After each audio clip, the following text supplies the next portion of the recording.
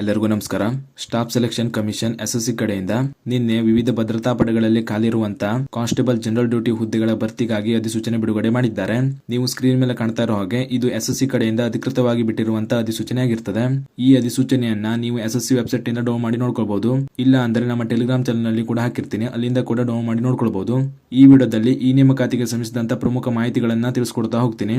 ಆಸಕ್ತಿ ಇರುವಂತಹ ಅಭ್ಯರ್ಥಿಗಳು ವಿಡಿಯೋನ ಪೂರ್ತಿ ನೋಡಿ ಮಾಹಿತಿನ ತಿಳ್ಕೊಳ್ಳಿ. ಮೊದಲನೇದಾಗಿ ಈ ನೇಮಕಾತಿಯು ವಿವಿಧ ಭದ್ರತಾ ಪಡೆಗಳಲ್ಲಿ ಖಾಲಿರುವಂತಹ ಕಾನ್ಸ್ಟೇಬಲ್ ಜನರಲ್ ಡ್ಯೂಟಿ ಹುದ್ದೆಗಳ ಭರ್ತಿಯಾಗಿರ್ತದೆ.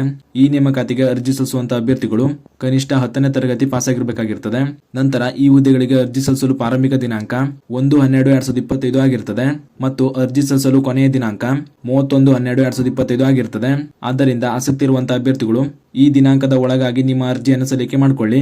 ಅದೇ ರೀತಿ ಈ ನೇಮಕಾತಿಗೆ ಅರ್ಜಿ ಸಲ್ಲಿಸುವಂತಹ ಅಭ್ಯರ್ಥಿಗಳ ವಯೋಮಿತಿ ಬಗ್ಗೆ ನೋಡೋದಾದ್ರೆ ಅಭ್ಯರ್ಥಿಗಳು ಕನಿಷ್ಠ 18 ವರ್ಷವನ್ನು ಹೊಂದಿರಬೇಕಾಗಿರ್ತದೆ ಮತ್ತು ಗರಿಷ್ಠ 23 ವರ್ಷದ ಒಳಗಿನ ಅಭ್ಯರ್ಥಿಗಳು ಅರ್ಜಿ ಸಲ್ಲಿಕೆ ಮಾಡಬಹುದಾಗಿರ್ತದೆ. ಈ ನೇಮಕಾತಿಯಲ್ಲಿ ವಯೋಮಿತಿ ಸಡಿಲಿಕೆ ಕೂಡ ನೀಡಿದ್ದಾರೆ. SC/ST ಅಭ್ಯರ್ಥಿಗಳಿಗೆ ಗರಿಷ್ಠ 5 ವರ್ಷಗಳ ವಯೋಮಿತಿ ಸಡಿಲಿಕೆ ನೀಡಿದ್ದಾರೆ. ಅದೇ ರೀತಿ OBC ಅಭ್ಯರ್ಥಿಗಳಿಗೆ 3 ವರ್ಷಗಳ ವಯೋಮಿತಿ ಸಡಿಲಿಕೆ ನೀಡಿದ್ದಾರೆ. ನಂತರ ಈ ಹುದ್ದೆಗಳ ಆಯ್ಕೆ ಪ್ರಕ್ರಿಯೆ ಬಗ್ಗೆ ನೋಡೋದಾದ್ರೆ ಮೊದಲಿಗೆ ಕಂಪ್ಯೂಟರ್ ಬೇಸ್ಡ್ ಎಕ್ಸಾಮ್ ನಡೆಸಲಾಗ್ತದೆ. ನಂತರ ಇದರಲ್ಲಿ ಅರ್ಹತೆ ಪಡೆದಿರುವಂತಹ ಅಭ್ಯರ್ಥಿಗಳಿಗೆ PET PST ಪರೀಕ್ಷೆಗಳನ್ನು ನಡೆಸಲಾಗ್ತದೆ. ನಂತರ PET PST ಪರೀಕ್ಷೆಯಲ್ಲಿ ಪಾಸ್ ಆದ ಅಭ್ಯರ್ಥಿಗಳಿಗೆ ಡಾಕ್ಯುಮೆಂಟ್ ವೆರಿಫಿಕೇಶನ್ ಮತ್ತು ಮೆಡಿಕಲ್ ಟೆಸ್ಟ್ ನ ಮಾಡಿ ಕೊನೆಗೆ ಫೈನಲ್ ಮೆರಿಟ್ ನ ಮೂಲಕ ಹುದ್ದೆಗಳಿಗೆ ಆಯ್ಕೆಯನ್ನು ಮಾಡಲಾಗ್ತದೆ. ಹೀಗೆ ಈ ನೇಮಕಾತಿಯಲ್ಲಿ ಹುದ್ದೆಗಳಿಗೆ ಆಯ್ಕೆಯನ್ನು ಮಾಡಲಾಗ್ತದೆ. ನಂತರ ಈ ನೇಮಕಾತಿಯಲ್ಲಿ ಕಂಪ್ಯೂಟರ್ ಬೇಸ್ಡ್ ಎಕ್ಸಾಮ್ ಯಾವ ರೀತಿ ಇರಲಿದೆ ಅನ್ನೋದ್ರ ಬಗ್ಗೆ ನೋಡೋದಾದ್ರೆ ಈ ಪರೀಕ್ಷೆಯಲ್ಲಿ ಒಟ್ಟು 80 ಕ್ವಶನ್ಗಳು ಇರ್ತವೆ. ಪ್ರತಿಯೊಂದು ಪ್ರಶ್ನೆಗೂ 2 ಅಂಕಗಳು ಇರ್ತವೆ ಮತ್ತು 0.25 ನೆಗೆಟಿವ್ ಅಂಕಗಳು ಇರ್ತವೆ. ಹಾಗೂ ಈ ಪರೀಕ್ಷೆಯಲ್ಲಿ ಒಟ್ಟು 60 ನಿಮಿಷಗಳ ಟೈಮ್ ನೀಡಲಾಗ್ತದೆ. ಹೀಗೆ ಕಂಪ್ಯೂಟರ್ ಬೇಸ್ಡ್ ಎಕ್ಸಾಮ್ ನಡೆಸಲಾಗ್ತದೆ. ನಂತರ ಈ ನೇಮಕಾತಿಗೆ ಅರ್ಜಿ ಸಲ್ಲಿಸುವಂತಹ ಅಭ್ಯರ್ಥಿಗಳಿಗೆ ಅರ್ಜಿ ಶುಲ್ಕ ಎಷ್ಟಿರಲಿದೆ ಅನ್ನೋದ್ರ ಬಗ್ಗೆ ನೋಡೋದಾದ್ರೆ ಜನರಲ್ OBC ಮತ್ತು EWS ಅಭ್ಯರ್ಥಿಗಳಿಗೆ ₹100 ಅರ್ಜಿ ಶುಲ್ಕ ಇರುತ್ತೆ ಮತ್ತು SC/ST ಅಭ್ಯರ್ಥಿಗಳಿಗೆ, ಮಹಿಳಾ ಅಭ್ಯರ್ಥಿಗಳಿಗೆ ಮತ್ತು ಎಕ್ಸ್ ಸರ್ವಿಸ್ ಮ್ಯಾನ್ ಅಭ್ಯರ್ಥಿಗಳಿಗೆ ಯಾವುದೇ ರೀತಿಯ ಫೀಸ್ ಇರಲ್ಲ.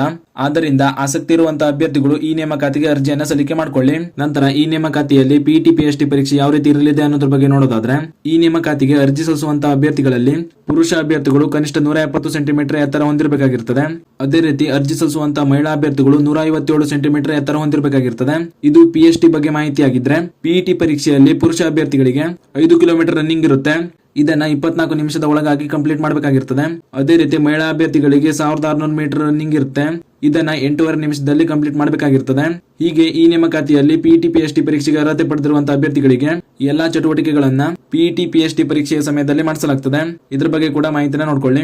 ಈ ನೇಮಕಾತಿಗೆ ಸಂಬಂಧಿಸಿದಂತೆ ಹೆಚ್ಚಿನ ಮಾಹಿತಿಗಾಗಿ ನೀವು ಅಧಿಸೂಚನೆಯನ್ನ ನೋಡ್ಕೊಳ್ಳಿ.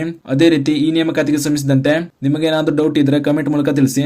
ಇದಿಷ್ಟು ಈ ನೇಮಕಾತಿಗೆ ಸಂಬಂಧಿಸಿದಂತ ಪ್ರಮುಖ ಮಾಹಿತಿಗಳಾಗಿತ್ತು. ಈ ಮಾಹಿತಿಯನ್ನ ಆಸಕ್ತಿ ಇರುವಂತಹ ನಿಮ್ಮ ಸ್ನೇಹಿತರು ಶೇರ್ ಮಾಡಿ ಅವರು ಕೂಡ ತಿಳಿಸಿ.